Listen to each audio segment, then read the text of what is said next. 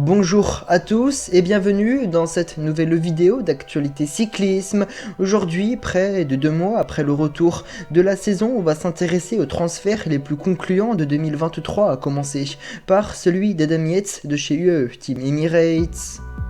Découvert sur les routes du Tour de France 2016 où il remportera le maillot blanc et terminera 4ème du classement général final, Adam Yates était promis un avenir radieux, mais le Britannique subira de nombreuses désillusions sur la grande boucle en 2018 et 2019 où, venu pour gagner, il sera très vite dès les premières étapes de montagne hors jeu pour le classement général.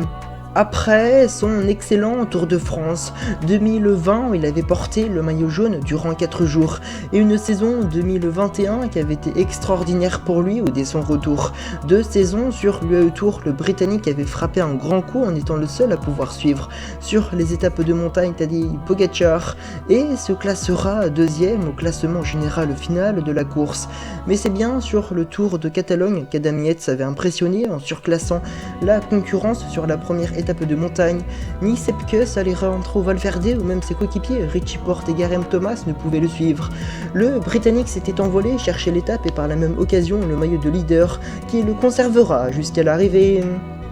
Et puis terminera sa magnifique saison 2021 par le Tour d'Espagne régulier. Tout au long des 3 semaines, il prendra la 4ème place du général final. En 2022, le Britannique participera à son 6ème Tour de France. Lieutenant de luxe pour son leader gallois Geraint Thomas, en haute montagne, il prendra néanmoins une très belle 10ème place au général, son 3ème meilleur résultat sur les routes de la Grande Boucle. Et en 2023, après son arrivée dans l'équipe Emirati Team Emirates, Adam Yates va signer un retour de saison exceptionnel en confirmant qu'il est bien en très grande forme en s'imposant au sommet de la 7ème étape de l'UAE Tour avec 10 secondes d'avance sur un certain Evenepoel et prendra la 3ème place du général à 1 minute de ce dernier. Et après un bon passage de sa part sur Tirreno Adriatico en terminant 11ème de la course, on le retrouvera 2 semaines plus tard sur le Tour de Catalogne, mais pas dans la forme de sa vie. Il terminera loin du leader Primož Roglič au général à plus de 15 minutes. Malgré un Tour de Catalogne difficile, le Britannique de 30 ans a confirmé néanmoins qu'il était en très grande forme. Pour l'instant annoncé sur la prochaine édition du Tour de France, il sera sans aucun doute une aide très précieuse pour son leader slovène Tadej Pogačar et par la même occasion s'offrir son premier succès sur les routes de la Grande Boucle. Révélé aux yeux du grand public l'année passée sur les routes du Tour d'Espagne où il ira gagner 2 étapes de montagne en solitaire et portera par la même occasion le maillot blanc à poids bleu de leader du classement de la montagne avant qu'il perde toute chance de le remporter en raison d'une chute durant la 18ème étape qui entraîne son abandon à l'issue de la saison. Il signe un contrat de 2 ans avec l'équipe Team Emirates et en ce début d'année 2023, l'Australien a confirmé tous les espoirs qui étaient placés autour de lui, remportant le championnat d'Australie du contre-la-montre avant de prendre part à sa seule course et par étape de son début de saison après son abandon sur le Tour, le Santos Tour Down Under. Et il va signer une très belle performance en terminant sur 5 étapes à 3 reprises sur le podium de l'étape, ce qui lui permettra de remporter la course australienne devant un certain Simon Yates. Lui qui devrait arriver au top de sa forme sur le Giro semble déjà en jambes, mais je suis vraiment optimiste pour la suite de sa saison. Après son année 2018 éblouissante, où il s'était vu terminer notamment 5ème de Paris-Nice, ainsi que vainqueur de la Flèche Brabranson, 7ème de la Flèche Wallonne, ou encore 5ème du Tour de Lombardie, le Belge, qui était à l'époque sous les couleurs de la formation Lotto-Soudal, était considéré comme l'un des meilleurs punchers du peloton mondial et potentiel futur vainqueur de la Flèche Wallonne. Mais année après année, il ne retrouvera jamais son meilleur niveau, lui pourtant si impressionnant en 2018, et enchaînera avec les désillusions en ne faisant pas mieux qu'une 17ème place sur la Flèche Wallonne après 4 participations de 2019 à 2022. Malgré 2 saisons pas si mauvaises que ça, où en 2019 on notera comme résultat principal sa 10e place sur l'estrade de Bianchi. En 2020, c'est 2 victoires d'étape sur le Tour d'Espagne, le Belge qui après 3 années compliquées pour lui, de 2020 à 2022 au sein de sa formation Lotto Soudal, où au manque de résultats significatifs au terme de ces 3 saisons décidera de la quitter pour rejoindre après 7 ans passés chez l'équipe belge la formation de Tadej Pogačar, UAE Team Emirates.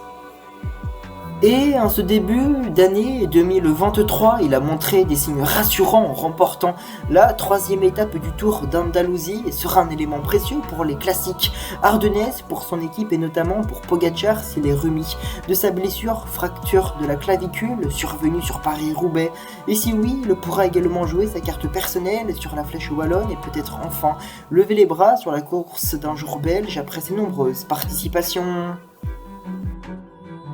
Le vainqueur du maillot Cyclamen sur les routes du Tour d'Italie 2017, où il avait par la même occasion remporté 4 étapes et avait prouvé au grand public qu'il serait peut-être dans les années à venir le meilleur sprinter du monde alors, âgé de 24 ans.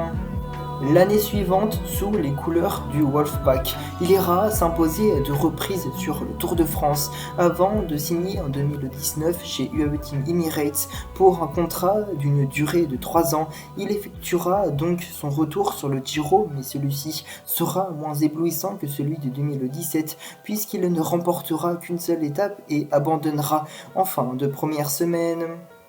S'en suivra ensuite 3 années de galère pour le Colombien qui de 2020 à 2022 obtiendra peu de résultats et aura du mal à se faire sa place dans cette équipe Team Emirates, ce qui lui poussera en grande partie à tourner la page avec l'équipe Emirati pour rejoindre une formation en grande difficulté, la formation espagnole Movistar, qui aura connu une saison 2022 très compliquée et qui a dû batailler pour rester dans le World Tour et qui en 2023 devra gérer l'après Valverde, celui-ci retraité depuis la fin de saison 2022. Et le vainqueur de cette étape sur les 3 grands tours semble avoir retrouvé son niveau qui était le sien en réalisant un très bon début de saison en remportant la 4e étape du Tour de San Juan et en finissant à la 2e place du Milan-Turin ainsi qu'en terminant à de nombreuses fois sur le podium de l'étape avec par exemple sa 2e place sur la 5e étape de l'UAE Tour ou encore sa 3e place sur la 2e étape de Tirreno-Adriatico. Comme Jevine, le sprinter colombien de 28 ans devrait s'aligner sur le Tour d'Italie et s'il continue sur cette lancée, je ne serais pas étonné de le voir remporter des victoires d'étape sur la Corsa Rosa et peut-être remporter son 2e maillot de meilleur sprinter sur les routes italiennes, lui qui sera sans aucun doute le grand leader de sa formation espagnole sur les étapes de plaine. Mais il y a un coureur également en forme dans cette formation Movistar arrivé tout récemment durant cette période de transfert hivernal en provenance de la formation IF Indication First, le grimpeur puncher Ruben Guerreiro. En effet, le Portugais de 28 ans s'est imposé en tout début de saison sur la 4e étape du Saudi Tour et grâce à sa régularité durant les 5 journées de course, il ira remporter le général de l'épreuve saoudienne. Après un passage plus médiocre sur le Tour d'Andalousie, il s'aligne sur la course par étape espagnole au Gran Camino, où il terminera 2 fois sur le podium d'étape battu par un certain Danois Jonas Vingegaard, mais prendra tout de même la 3e place du général final. C'est donc un Ruben Guerreiro en pleine confiance après de bons résultats, lui qui devrait prendre part à son 3e Tour de France après cette participation en 2021 et 2022. Il aura comme rôle principal d'équipier pour son leader espagnol Enric Mas, mais pourrait également jouer sa carte personnelle sur certaines étapes de montagne et ainsi remporter sa première étape sur les routes de la Grande Boucle. Et s'il se trouve dans une bonne condition physique, il pourrait peut-être faire le maillot blanc à pois rouge, un réel objectif, lui vainqueur du maillot de meilleur grimpeur du Giro 2020.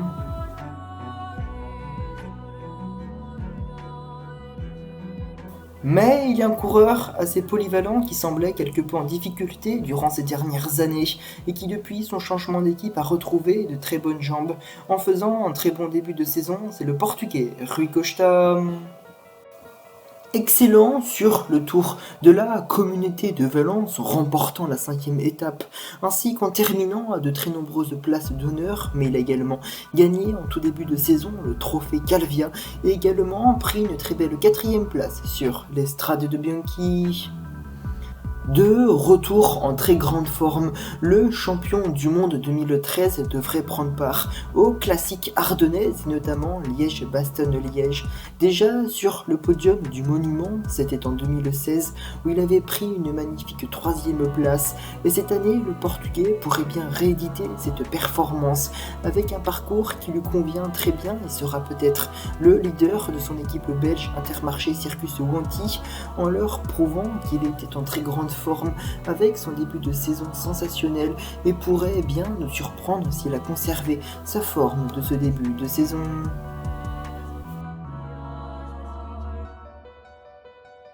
Mais il pourrait être également sélectionné par sa formation belge pour participer au prochain Tour de France. Et vu le parcours de celui-ci comportant de nombreuses étapes qui correspondent à son profil de puncher, ça ne me surprendrait pas de le voir lever les bras sur une étape au profil vallonné pour baroudeur et aller chercher sa 4e victoire d'étape sur les routes de la Grande Boucle.